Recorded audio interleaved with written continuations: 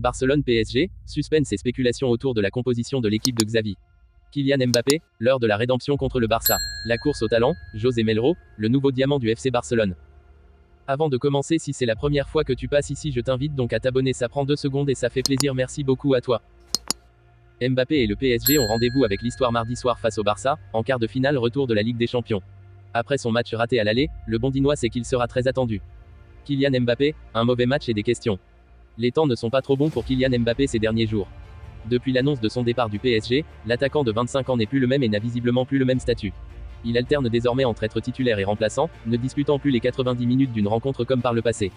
Son match du mercredi soir face au FC Barcelone est l'illustration de la mauvaise passe actuelle de Mbappé. L'international français a affiché une performance en deçà de ses standards habituels, pas capable de porter l'attaque du PSG face à une bonne défense barcelonaise. Sans jamais réussir à tirer une fois au but ce mercredi soir-là, Mbappé a suscité des inquiétudes et des interrogations quant à sa capacité à percer une défense dans un match difficile. Même certains observateurs sont allés jusqu'à remettre en cause sa signature au Real Madrid. L'heure de la rédemption pour Kylian Mbappé. Au cœur des critiques et des incertitudes depuis mercredi soir, le champion du monde français est conscient d'une chose. Seule une prestation de haute volée face au Barça mardi soir au stade de Montjuïc pourra lui permettre de retrouver tout l'honneur d'un grand attaquant dû à sa carrière. Selon RMC Sport, Kylian Mbappé est conscient qu'il aurait pu apporter plus à l'équipe. L'attaquant aimerait au match retour montrer un meilleur visage. Ses performances passées contre Barcelone, notamment un triplé mémorable en 2021, montrent qu'il a la capacité de briller dans les grands matchs. Les fans du PSG espèrent certainement une performance de rachat de la part de leur star pour ce match crucial. Luis Enrique l'avait déjà prédit. Si l'ancien de l'AS Monaco est passé à côté de son match au Parc des Princes, Luis Enrique sait qu'il a des choses à se reprocher. Depuis, il est déjà concentré sur la préparation de son équipe pour le match retour du mardi soir en Catalogne. L'entraîneur du PSG était convaincu, depuis le tirage au sort, que la décision se ferait en Espagne dans cette double confrontation.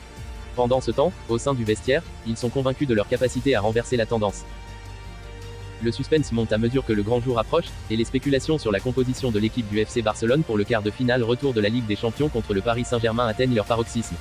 Après une première manche épique au Parc des Princes où les Blaugrana ont arraché une victoire 3-2, renversant un déficit de 2-1, les regards sont désormais tournés vers le stade olympique du Montjuïc, où les Catalans chercheront à sceller leur place en demi-finale. La grande question qui brûle toutes les lèvres est la suivante, qui figurera dans le 11 de départ de Xavi Hernandez pour cet affrontement crucial. Les informations commencent à émerger, alimentant le feu des discussions parmi les fans et les observateurs du football. Parmi les retours attendus, celui de Pedri, dont la contribution décisive lors du match aller a été un véritable tournant dans le jeu de Barcelone, devrait se concrétiser, remplaçant ainsi Sergi Roberto, suspendu pour cette rencontre. Cependant, c'est en attaque que les surprises pourraient surgir. Selon les rapports du journal Marca, une possibilité intrigante est la titularisation de Joao Félix. Sa prestation impressionnante lors de la victoire 1-0 contre Cadix en Liga récemment a mis en lumière son potentiel et a sûrement capté l'attention de Xavi. Mais la décision finale dépendra sans doute du schéma tactique que choisira le technicien catalan, compte tenu de la satisfaction que Robert Lewandowski, Lamine Yamal et Rafinha ont apporté lors du match aller. Ainsi, la tension monte à Barcelone alors que les supporters se demandent qui aura le privilège de fouler la pelouse lors de ce match décisif. Avec des enjeux aussi élevés, chaque décision de composition d'équipe est scrutée avec attention, et le choix de Xavi ne fera pas exception. Les tactiques, les performances récentes des joueurs et les dynamiques de jeu seront autant de facteurs cruciaux dans la formation finale déployée sur le terrain. En attendant, l'excitation règne et l'anticipation monte à mesure que le coup d'envoi approche inexorablement. Le FC Barcelone, emblème du football mondial, n'a jamais cessé de rechercher de nouveaux talents pour renforcer ses rangs et perpétuer son héritage de succès. Dans cette quête incessante, le club catalan a jeté son regard sur José Melro, un jeune prodige portugais qui fait vibrer les pelouses des équipes de jeunes du Benfica. Melro, tel un diamant brut, commence à éblouir les cercles de recrutement du Barça, où son nom résonne désormais comme celui d'un futur joyau du football européen. Pourtant, dans cette course effrénée pour sécuriser les services de Melro, la compétition est féroce.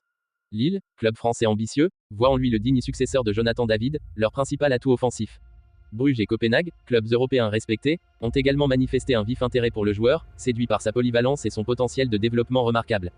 Les récents rapports du prestigieux quotidien Mundo Deportivo confirment l'engagement profond du Barça envers Melro. Les émissaires du club catalan scrutent chacun de ses pas sur le terrain, évaluant méticuleusement sa capacité à s'harmoniser avec le style de jeu iconique du club Blaugrana.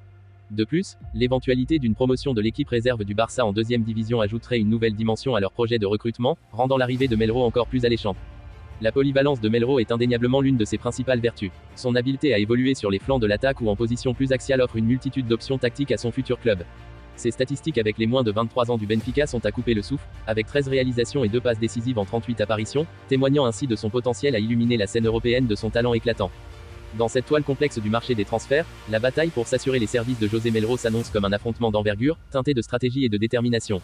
Les grands noms du football européen se disputent non seulement son talent actuel, mais aussi la promesse étincelante qu'il représente, celle d'une future star incontestée du football mondial.